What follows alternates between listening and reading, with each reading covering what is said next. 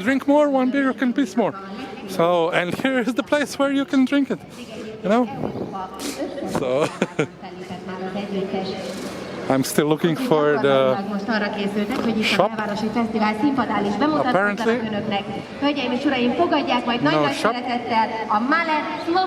So, still looking for the shop.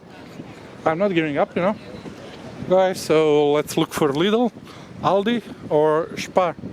These are the most common stores here, which offer you free beer, not free beer, €1 beer.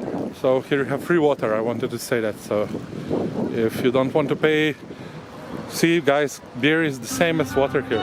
So if you want to buy water in bottles, you will pay €1. So here you can just fill up for free, and you basically save €1 per bottle just for water.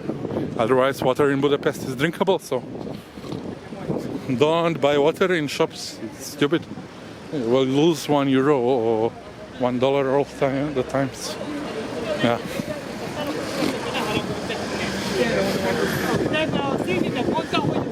Some Hungarians being angry. Don't worry about that.